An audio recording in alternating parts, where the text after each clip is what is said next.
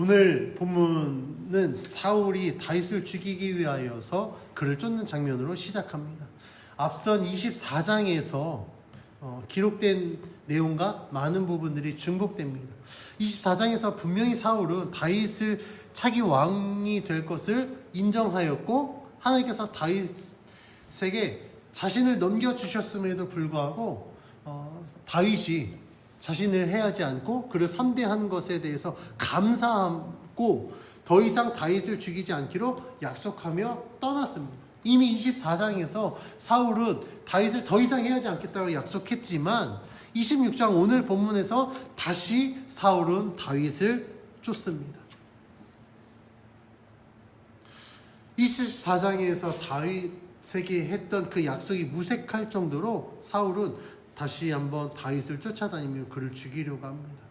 다윗은 사울의 추격으로부터 자유로워진 것 같았지만 또다시 사울로부터 죽음의 위협을 받게 된 것입니다. 다윗이 처한 상황이 가혹할 정도로 암울하고 어려운 일들로 가득했지만 성경은 이러한 다윗에게 하나님이 함께 하시기 때문에 이 어려움을 극복할 수 있음을 강조하며 본문의 내용을 전개합니다. 오늘 본문은 10사람이 기브아에 와서 사울에게 다윗이 광야 앞 하길라산에 숨어 있다는 사실을 보고하고 사울은 다윗을 찾으려고 이스라엘에서 택한 사람 3,000명을 데리고 10광야로 내려갑니다. 그리고 그는 광야 앞 하길라산 길가에 진을 치고 다윗을 기다립니다. 상황만으로 보면 지금 다윗이 포위된 채 아무것도 할 수 없는 것처럼 보여집니다.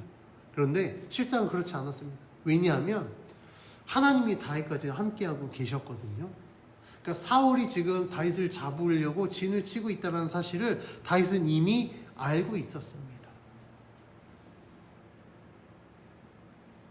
그래서 사울이 하길라산 길가에 진을 쳤을 때 3절에 기록된 것 같이 다윗은 사울이 자기를 따라 광야로 들어옴을 이미 알고 있었습니다. 그래서 사울이 진을 쳤을 때 정탐꾼을 보내요. 그 진영이 어떻게 되었는지 그 모든 정보들을 이미 알고 있습니다. 그리고 사울이 자신을 칠 것을 대비하고 있습니다. 그렇다면 우리가 여기서 생각해 봐야 될 문제는 하나님은 왜 다윗에게 이렇게 반복된 시험을 주시는가입니다. 24장에서 분명히 다윗에게 사울이 약속했잖아요. 그리고 인정했잖아요. 앞으로 너가 왕이 될 것이다. 그랬으면 그걸로 끝나야 되는데 하나님은 왜 반복해서 또다시 다윗에게 이러한 어려움을 주시는가? 단순히 그렇게 약속했지만 사울이 변덕스러워서 약속을 지키지 않아서 어려움을 겪고 있을까요? 그렇지 않습니다. 본문의 내용을 살펴보면 사울의 변덕이 작용해서가 아니라 지금 하나님께서 이 모든 상황을 주관하고 있다는 것을 본문이 이야기하고 있습니다. 그렇다면 우리가 앞으로 좀 더 앞의 내용을 살펴보면 24장에서 사울이 더 이상 다윗을 죽이지 않겠다고 했죠. 그리고 우리가 25장 내용으로 넘어갑니다. 25장으로 넘어갔을 때 25장에서 다윗이 나발에게 좋은 날에 우리가 함께 하기를 원하니 너의 소유들을 우리들에게 좀 나누어서 함께 즐기도록 해라라고 했을 때 나발이 거절합니다. 다윗의 요청을 거절한 나발의 그 이야기를 들은 다윗이 어떻게 합니까? 그래, 그건 네 거니까 그거 우리끼리 즐기자라고 하지 않았습니다. 그 이야기를 듣고 다윗이요 격분합니다. 그리고 어떤 결정을 하냐면 나발과 그의 모든 남자들 다 죽이기로 합니다. 그런데 이 결정에 있어서 다윗이 실수한 것이 무엇이었냐면 하나님의 뜻을 묻지 않았어요. 다시 말하면 나발을 죽이고자 하는 건 하나님의 뜻과 전혀 상관없이 자기가 기분이 상해서 자기의 감정에 의해 내린 결정이었다라는 겁니다. 그런데 하나님이 다윗을 막으시죠. 누구를 통해서요? 아비가일을 통해서요. 아비가일의 이야기를 들은 다윗이 순간 깨닫습니다. 맞다. 내가 실수할 뻔했구나. 아비가일이 지혜로 나를 중재해서 나를 막았기 때문에 내가 실수하지 않았다라고 다윗이 고백합니다. 그래서 무고한 희생이 일어나지 않았습니다. 이 24장과 25장의 내용을 보면 다윗이 막 사울에게 엄청난 압박을 받고 긴장한 상태에서는 그가 하나님을 의지했어요. 하나님께 기도했습니다. 그런데 그 긴장이 완화가 되니 어떻게 합니까? 하나님을 의지하는 게 아니라 자신의 감정대로 선택하고 판단했다라는 거예요. 어쩌면 하나님은 다윗이 다시 긴장하게 하기 위해서 사울이 다윗을 쫓게 만드셨다라고 할 수 있습니다. 우리는 이 다윗의 모습을 통해서 우리 인간이 얼마나 연약한 존재인지 우리는 깨달아야 됩니다. 우리가 삶에서 고난과 어려움이 닥치면 우리는 당연히 하나님 앞에 기도하게 됩니다. 왜냐하면 이거 내가 할 수 없잖아요. 그리고 이것 때문에 너무 힘들고 어렵잖아요. 그러니까 하나님 이거 해결해 주십시오. 하나님 앞에 기도합니다. 왜냐하면 하나님의 능력 아니고서는 해결되지 않는다라는 걸 우리가 알고 있기 때문입니다. 그런데 하나님이 우리의 기도에 응답해 주셔서 문제를 해결하고 우리가 평온하면 어떻습니까? 더 열심히 기도합니까? 아니에요. 그렇게 기도 안 합니다. 등 따시고 먹고 살만하면 하나님 외면해요. 왜냐하면 하나님 능력이 없어도 내가 갖고 있는 건 내 능력으로 충분히 어려움 없이 살 수 있기 때문에 하나님을 의지하지 않는다고요.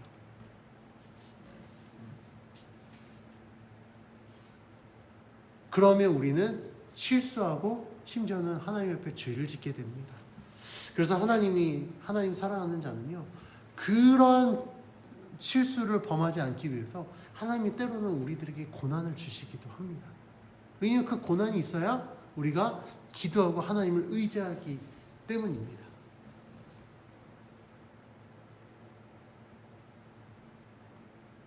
우리가 어려움 없이 살아가는 인생은요, 제 주변에도 보니까 어려움 없이 살아가는 인생은 너무 어린아이의 인생 같더라고요. 다시 말하면 어려움을 겪었을 때 그것을 극복함을 통해서 우리는 성장하거든요. 그 어른이 되어가는 거고, 어른이 되어서는 우리가 인격적으로 성숙해 갑니다. 신앙적으로도 예수 그리스도를 닮아 갑니다. 어려움을 극복하면, 이겨내면. 근데 아무런 어려움 없이 살아가는 자는 어려움이 닥치면 이걸 어떻게 해결해야 될지 몰라요. 그럼 둘 중에 하나입니다. 아예 포기해버리던가 아예 무시해버리던가.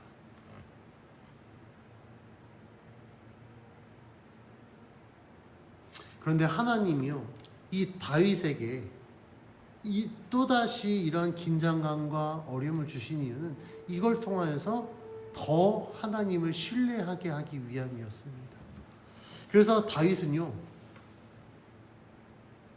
지금 오늘 본문의 이런 상황에 놓여졌을 때 그는 하나님을 원망하지 않습니다. 하나님 분명히 사울이 약속하지 않았습니까? 그런데 왜 또 사울이 나를 쫓게 만듭니까? 라고 하나님을 원망하지 않습니다. 다윗은요, 자신에게 주어진 이 상황 가운데 하나님의 뜻대로 행하려고 노력합니다.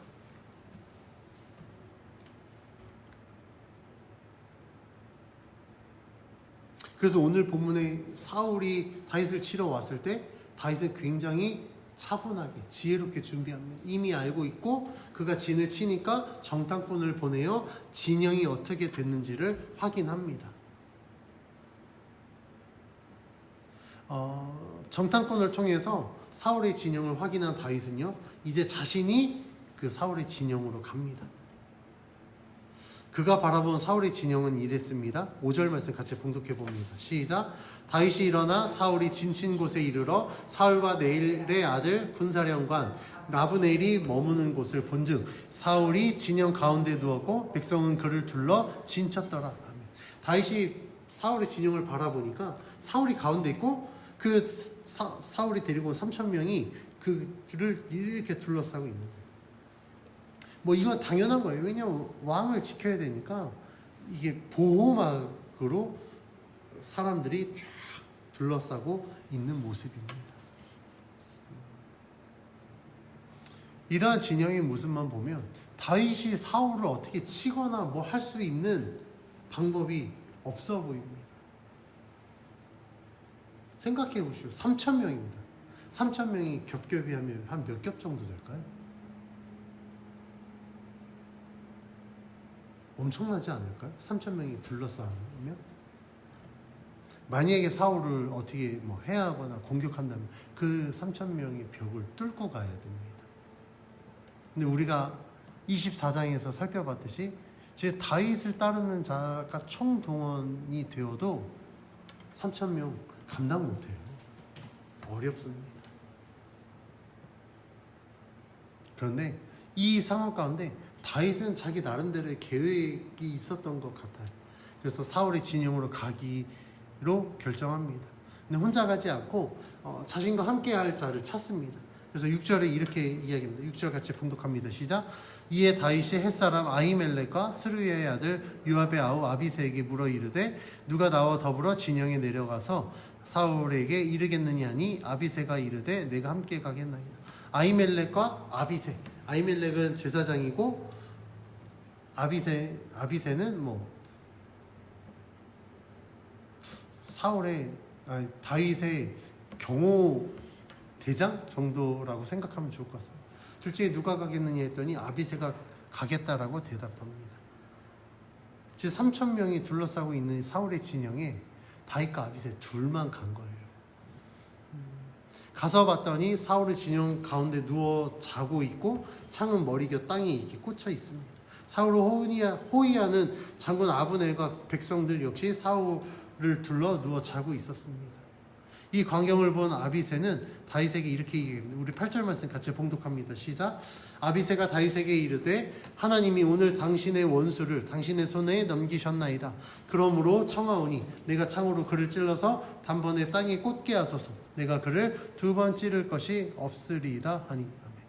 아비새는 사울과 아브넬 그리고 사울을 따르는 모든 자들이 자고 있는 모습을 보고 그리고 사울의 머리 곁에 창이 꽂혀 있는 그 모습을 보고 지금 당장 우리가 공격해도 저들은 우리를 대응할 준비가 전혀 되지 않았다. 그러니까 한마디로 무장 해제가 되어 있는 상태다라는 것을 파악한 겁니다. 그래서 아비새가 다윗에게 이야기한 거예요. 여호와 하나님께서 지금 우리들에게 주신 기회입니다. 사울을 당신의 손에 넘기셨으니 나를 보내주옵소서. 그럼 내가 창으로 찔러서 단번에 땅에 꽂게 하겠다. 2번도 필요 없다. 한 번에 내가 할 수 있으니 우리 갑시다 라고 지금 아비새가 다윗에게 이야기하는 겁니다. 이러한 장면은 24장에서도 동일하게 나오죠. 사울이 뒤를 보러 동굴에 들어갔을 때 그때 다윗과 함께하는 자들이 그 안에 있었어요. 사울은 혼자 있었습니다. 그때 다윗과 함께하는 사람들이 뭐라고 이야기합니까? 똑같이 이야기해요. 여호와께서 당신의 원수를 당신에게 넘겨주었을 때 당신 마음대로 하라고 말씀하셨는데 지금이 그때인 것 같습니다. 때가 왔사오니 사울을 칩시다라고 24장에서 똑같이 이야기를 합니다. 24장과 오늘 본문의 상황이 아비새와 다윗을 따르는 자들이 이야기한 것처럼 정말 하나님이 다윗에게 준 기회인 것 같아요. 24장에서는 사울을 따르던 자들이 함께한 게 아니라 사울 혼자 지금 동굴에 들어와 있고 오늘 본문에서는 창을 들고 자는 것도 아닙니다. 창을 땅에 꽂았다라는 거예요. 이건 무장 해제를 의미하거든요. 그리고 지금 장군하고 그 사람들 다 자고 있습니다. 지금이 절호의 기회인 것 같습니다. 그리고 다윗이 사울을 죽여도 아무런 문제가 되지 않는 상황이었습니다. 그런데 이런 이야기를 들은 다윗의 생각은 아비새와 달랐습니다. 다윗은 사울을 죽이지 않아요. 왜냐하면 사울이 아무리 자신을 죽이려 해도 사울은 하나님의 기름 부음을 받은 왕이었기 때문이에요. 그래서 다윗은 아비새에게 이렇게 이야기합니다. 우리 9절과 11절 말씀 같이 봉독합니다. 먼저 9절입니다. 시작. 다윗이 아비새에게 이르되 죽이지 말라. 누구든지 손을 들어 여호와의 기름 부음 받은 자를 치면 죄가 없겠느냐 하고 11절입니다. 내가 손을 들어 여호와의 기름 부음 받은 자를 치는 것을 여호와께서 금하시나니 너는 그의 머리 곁에 있는 창과 물병만 가지고 가자 하고 9절의 내용과 같이 다윗은 아비새에게 누구든지 손을 들어 여호와의 기름 부음 받은 자를 치면 죄가 된다라고 이야기합니다. 다윗은 아비새에게 하나님은 기름 부음 받은 자를 치는 것을 금하셨다는 사실을 강조하면서 우리가 사울을 죽이면 우리는 여호와께 범죄하는 것이다라고 이야기하고 있는 거예요. 그래서 다윗이 선택한 방법은 창과 물병만 갖고 가는 겁니다. 자, 24장에서 이 절호의 기회를 얻었을 때 다윗은 어떻게 했습니까? 사울을 죽이지 않죠. 사울의 옷자락을 잘라서 그 조각만 갖고 갑니다. 오늘 본문에서는요, 사울을 죽이지 않고 그의 창과 물병만 가져갑니다.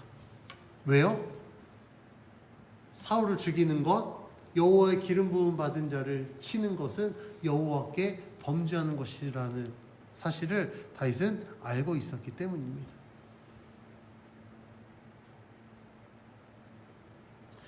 이 다윗이 실수하고 다윗도 부족한 부분이 있었습니다. 그러나 성경이 다윗을 굉장히 높이 평가하는 이유는 바로 이러한 부분 때문입니다. 자, 지금 다윗이 또다시 사울로부터 위협을 받고 있습니다. 분명히 24장에서 확고한 약속을 받았음에도 불구하고 또다시 위협을 받는 거예요. 우리 성도님들 이런 시험 감당하실 수 있겠습니까? 분명히 이제 끝이라고 하나님이 말씀하셨는데 또다시 그게 반복된다면 이거 받아들일 수 있는 사람 많지 않을 것 같아요. 저도 쉽지 않을 것 같습니다. 아니 겨우겨우 이거 극복했더니 하나님 지금 장난하는 것도 아니고 또 이걸 주신다고요? 이렇게 이야기할 수 있을 것 같아요. 그런데 다윗은요, 하나님을 원망하지 않습니다. 하나님께 따지지도 않아요. 오히려 이러한 상황 가운데 다윗은 다시 한번 하나님을 의지합니다. 자신의 생각대로 판단하고 결정하지 않아요. 왜냐하면 이미 25장에서 자신의 생각대로 판단했던 것이 엄청난 죄와 실수를 할 뻔했다라는 것을 다윗이 알고 있기 때문에 하나님의 뜻대로 행하려고 노력하고 있습니다. 다윗이 이렇게 할 수 있었던 이유는 그가 자신의 삶을 하나님께 맡겨드렸고 하나님은 자신의 삶의 주인이라는 사실을 믿음으로 고백했기 때문입니다. 아무리 자신이 억울하고 위급한 상황에 놓여져도 나를 인도하시는 하나님께서 나와 함께 하실 거야 라는 믿음이 있었던 거예요. 그러니까 경솔하고 섣불리 행동하지 않고 하나님의 뜻이 있을 때까지 자기 자신은 잠잠하는 겁니다. 그리고 하나님의 질서를 깨뜨리지 않아요. 아무리 지금 사울이 나를 죽이려 했고 지금 사울은 잠에 들었고 죽일 수 있는 충분한 기회임에도 불구하고 나는 죽이지 않을 거야. 왜냐하면 그는 하나님이 기름 부은 왕이기 때문이었습니다. 그래서 다윗은 하나님을요 신뢰했습니다. 하나님이 나와 함께 하실 거야. 나를 통해 하나님이 역사하실 거야. 그런 믿음의 고백이 계속해서 드려지고 있는 상황이었습니다. 그래서 다윗은요 10절에 이렇게 고백합니다. 같이 읽습니다. 시작. 다윗이 또 이르되 여호와께서 살아계심을 두고 맹세하노니 여호와께서 그를 치시리니 혹은 죽을 날이 이르거나 또는 전장에 나가서 망하리라. 만약에 내가 결백하고 사울이 잘못됐다고 한다면 내가 내 손으로 죽이지 않아도 하나님이 나서서 사울을 심판하실 거야. 그래서 10절에 뭐라고 이야기합니까? 여호와께서 그를 치시면 죽을 날이 이르거나 아니면 하나님이 전장에 그를 보내서 그를 죽게 하실 거야 라고 아비새에게 이야기합니다. 그러니 굳이 내가 손대지 않아도, 내가 나서지 않아도 하나님이 나서서 일하시고 하나님이 역사하실 거야 라고 이야기하는 겁니다. 다윗이 이렇게 고백할 수 있었던 거, 자신의 삶의 모든 것들을 하나님께 맡겨드렸기 때문이에요. 내가 쥐고 있었으면 이 사울로부터 받는 위협을 빨리 해결하고 싶어서 자기가 나서서 사울을 죽였을지 모릅니다. 어차피 하나님이 나를 왕이라고 했으니 사울이 죽으면 내가 왕 더 빨리 되겠지. 그렇게 할 수도 있었어요. 그런데 다윗은 그렇게 하지 않습니다. 왜요? 하나님의 이 질서와 순리를 다윗은 신뢰했기 때문입니다. 하나님이 사무엘을 통해서 나에게 기름 부었지만 하나님이 나를 왕으로 세울 때까지 나는 왕이 아니다. 하나님이 저 사울을 끌어내리기 전까지는 사울은 하나님의 기름 부음 받은 왕이다. 그러니 내가 내 손으로 함부로 왕을 죽일 수 없다. 만약에 사울이 잘못한 것이라면 하나님이 그를 치셔서 죽을 날이 다가오든지 그가 전장에 나가서 망하든지 하나님이 해결하실 것이기 때문에 나는 사울을 죽이지 않겠다라고 다윗이 지금 이야기하는 거예요. 다시 이렇게 할 수 있었던 이유는 뭐라고요? 이미 앞서 25장에서 자신의 경솔한 이 성급한 판단에 대한 오류를 경험했잖아요. 하나님을 의지하지 않으면 나는 굉장히 위험한 결단을 할 수 있구나. 내가 마음에 안 들고 내 감정이 상하면 그냥 닥친 대로 죽일 수도 있는 완악함을 자기가 봤던 겁니다.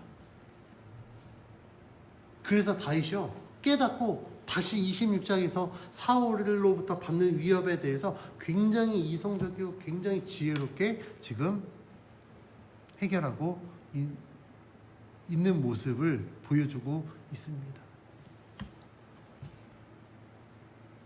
다윗이 하나님 앞에 이렇게 맡겨드리고 하나님의 질서와 섭리에 순종했을 때 하나님이 어떻게 역사하셨느냐? 12절은 이렇게 기록합니다. 12절 같이 봉독합니다. 시작. 다윗이 사울의 머리 곁에서 창과 물병을 가지고 떠나가되 아무도 보거나 눈치채지 못하고 깨어있는 사람도 없었으니 이는 여호와께서 그들을 깊이 잠들게 하셨으므로 그들이 다 잠들어 있었기 때문이었더라. 아멘. 다윗이 그 3,000명이 둘러싸고 있는 이 진영을 넘어가서 사울의 머리맡에 있는 창과 물병을 가지고 옵니다. 이거 쉬운 일 아닙니다. 굉장히 어려운 일이에요. 만약에 이 3,000명이 듬성듬성 있으면 그 빈자리 조용히 막 사뿐사뿐 가면 되겠죠. 그런데 만약에 듬성듬성이 아니라 발 디딜 틈 없이 얘네가 정말 우겨 싸고 있으면 어떻게 그 벽을 뚫겠습니까? 장대 높이 뛰기로 이렇게 해서 넘어갈까요? 아니요. 조금만 건들면 얘네들 일어날 수도 있는 엄청난 위험한 상황입니다. 여차여차해서 그 진영을 넘어서 사울에게 갔다고 치자고요. 지금 사울의 창이 그냥 놓여져 있는 게 아니에요. 어떻게 돼 있습니까? 땅에 꽂혀 있다고요.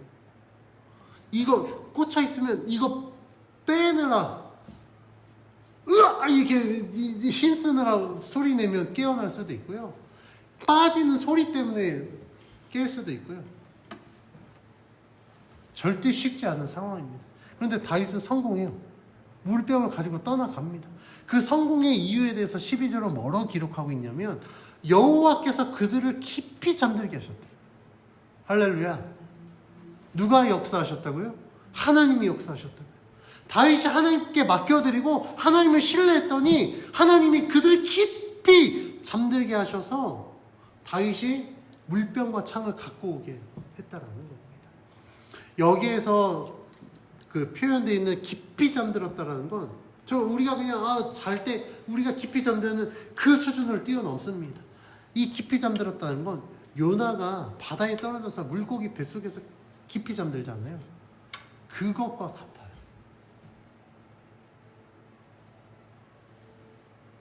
하나님이 누가 건드려도 전혀 모를 정도로 그들을 아주 깊이 잠들게 하셨습니다. 왜요? 다윗이 창과 물병 갖고 올 수 있도록.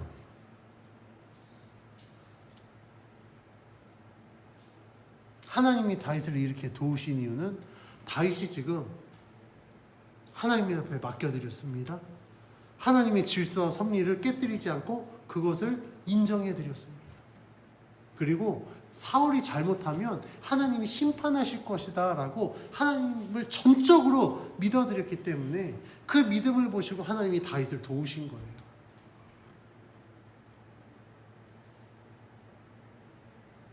만약에 다윗이 하나님을 이렇게 신뢰하지 않고 아비새의 말을 듣고 그래 지금이 기회다 잠들어 있으니 가자 라고 했을 때 성공할 수 있었을까요? 사울이 깨기도 전에 귀가 밝은 누군가가 깨어나서 다 일으키면 자고 있었는데 3,000명이 일어나서 다윗을 우겨싸고 죽였을지도 모릅니다. 그런데 하나님 앞에 맡겨드릴 때 하나님이 그들을 잠들게 하셔서 다윗이 계획한 것을 이루게 하셨다라는 거예요. 우리가 하나님 앞에 우리의 삶을 맡겨드리면 하나님은 이렇게 역사하십니다. 하나님이 우리를 도우신다. 우리가 계획한 것들 하나님이 할 수 있도록 하나님이 주변 환경의 모든 것들을 다 할 수 있게 만들어 주십니다. 그런데 만약에 우리가 이것들을 극복하고 우리가 행하려고 한다면 생각지도 못한 변수들이 너무 많아요. 그러면 내가 계획한 거 이룰 수 있을까요? 어렵습니다. 절대 안 된다라고는 말씀 못 드리겠어요. 할 수는 있습니다. 근데 어렵습니다. 근데 하기까지 굉장한 리스크들이 있을 거예요. 그런데 하나님 옆에 맡겨드리면 지금 보십시오. 사울의 머리 곁에 창과 물병을 가져갔대요. 굉장히 간단하게 기록되어 있습니다. 왜 간단하게 기록되어 있을까요? 제가 상상을 해보니 하나님이 깊이 잠들어 있어서 정말 너무 쉽게 창과 물병을 갖고 온 거예요. 진영만 보면 절대 쉬운 일이 아닌데 하나님이 개입하셔서 잠들게 하셨더니 너무 쉽게 갖고 오니까 뭐 어떻게 해서 그 과정 진술할 필요도 없는 거예요. 그냥 가서 갖고 왔으니까.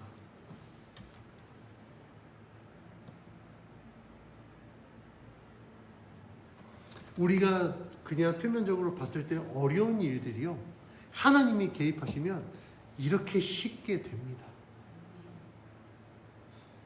그래서 저는 우리 성도님께 말씀드립니다. 그렇게 힘들게 살지 마십시오.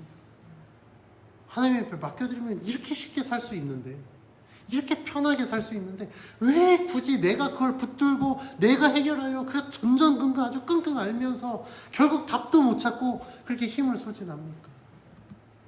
하나님 앞에 맡겨드리면요, 어려운 일도 쉽게 됩니다. 왜요? 하나님이 그 모든 것들을 다 해결해 주시기 때문이에요. 그래서 우리는 우리들의 삶 속에서 많은 일들을 겪게 됩니다. 어려움도 있습니다. 근데 이러한 일들을 겪으면서 어떤 것은 이해되거나 예측이 되기도 하지만 어떤 일들은 전혀 이해가 되지도 않고 예측이 되지 않을 때가 있습니다. 내가 이해되고 예측되는 일보다 아마도 이해되지 않고 예측되지 않는 일들이 더 많을 거예요.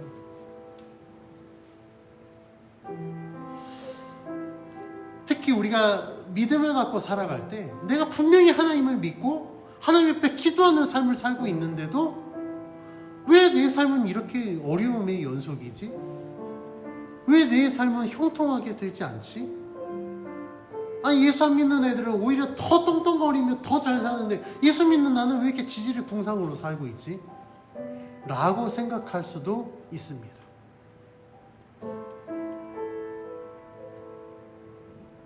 저도 그런 생각 많이 합니다. 제가 신학교에서 정말 쟤는 목사가 될 수 있을까라는 후배들이 개척했는데 저희 교회보다 성도도 더 많더라고요. 그런 거 보면 제가 정말 인간적인 마음으로, 아니 쟤는 공부도 성적도 나보다 안 좋았고 기도도 나보다 안 좋지, 완전 날라리였는데. 그런데 그게 아니에요.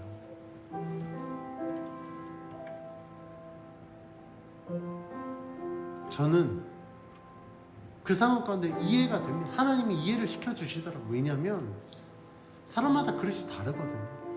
그런 목회자는 그렇게 해줘야 목회를 할 수 있는 거고, 저는 그렇게 안 해도 워낙 그냥 맨날 돌짝밭에서 정말 광야에서 야생화처럼 자라왔으니 너는 네가 자란 환경대로 내가 너를 쓸 거고 그들의 환경대로 쓸 거고, 그러니까 비교 자체가 안 되는 거기 때문에 저는 뭐 그거에 대해서 흔들리지 않습니다.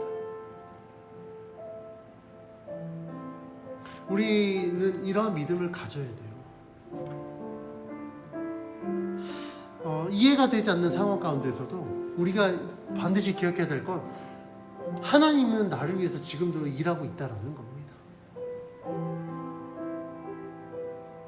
이해되지 않는 상황 가운데서도 내가 하나님을 믿어드리면 하나님은요 우리를 위해서 일하고 계신다고요.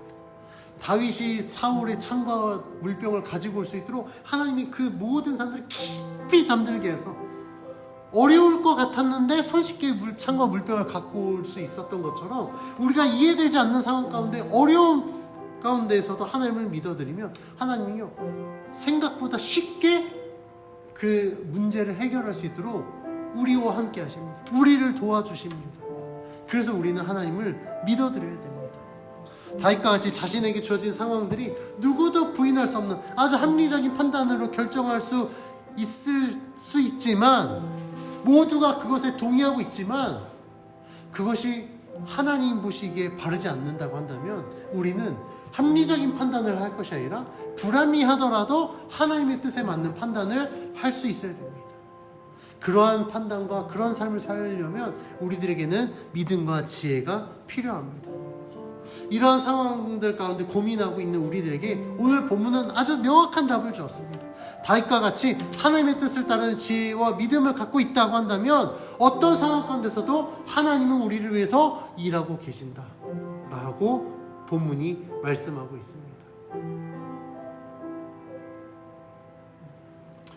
우리가 삶에서 많은 결정들을 할 때 어떤 것은 완벽한 판단이라고 생각해서 내린 결정이지만 결과가 좋지 않을 때가 있습니다. 또 어떤 결정은 과연 이게 될까라는 의심 속에 결정하지만 의외로 좋은 결과를 가져올 수도 있습니다.